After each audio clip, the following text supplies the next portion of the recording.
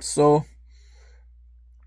I am a sea captain, a car driver, and I'm studying airplane pilots. I would say by far the safest is airplane, and then car, and then boat. So,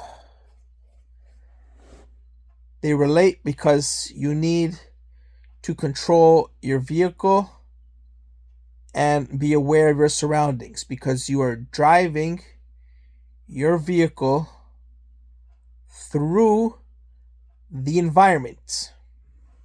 You got to pay attention to other vehicles. You got to pay attention to weather and environment because you are driving outdoors. You got to have navigation.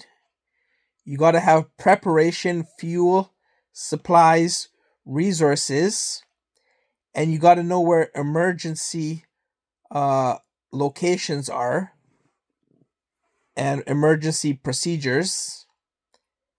And you have to have navigation, and you also have to have be able to read your charts, indicators, signs, and communication when necessary. So when you drive a car, you have to. Yeah, that's about it, bro. That's about it. You gotta feel how the vehicle moves, and then be able to control it smoothly and with speed, with high speed, with low speed, with appropriate speed, and handling and angles and turning and pitch and yaw and lift and weight and drag and suspension and waves and rocking and swaying. So you got to be able to control, and then you got to have all the other the the emergency procedure, the preparation, the navigation, the weather, and the communication with other vehicles, horns, lights, sounds, radio,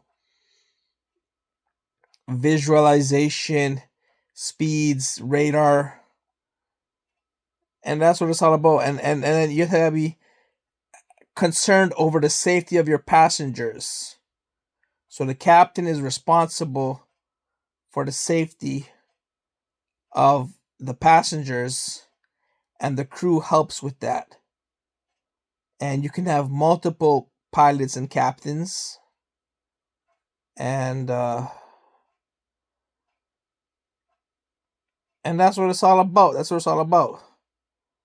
Um, in an aircraft, you have takeoff and landing, flying through winds. Winds cause turbulence, steering the plane, communicating with navigation and fuel, and engine failures, and wing attacks, angles.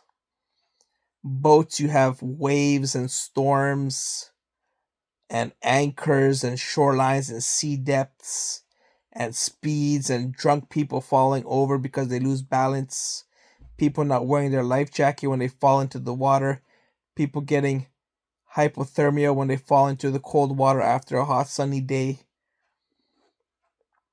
boats causing fires and not having lights on at nighttime and crashing into other boats and going at too high speeds and uh, not being aware of the passengers, um, and cars going at too high speeds, not being aware of their surroundings and environments, not being aware of pedestrians, um, not following proper signs and speeds. And the speed limit is just a fucking speed limit, but you got to be appropriate to the speed of the road and the other vehicles. For instance, if you're on the highway and you're driving 100 and everybody's driving 120, it's not safe because everyone's going to blow by you. You can't change lanes. You can't keep up. And if you drive too fast in the community zone, you're going to run through all sorts of shit. You're going to be dangerous and dangerous to pedestrians crossing the road, dangerous to other vehicles going left, right, stopping, slippery roads. The speed limit is also for slippery roads and shit like that. Rain, snow. Uh, you gotta look at all your mirrors and your navigation charts and your instruments. I'm always looking at the dashboard to see my speed limit and my fuel and my odometer. That's not much in a car, but in a boat, you can look at shit. An airplane, you definitely gotta look at shit. And communication, navigation. I'm always looking at navigation as well to see the traffic, to see and the time as well. And you can look at the sky and how bright, how dark, how stormy it is, and how to take care of your passengers. And that's what a captain does. Stay classy.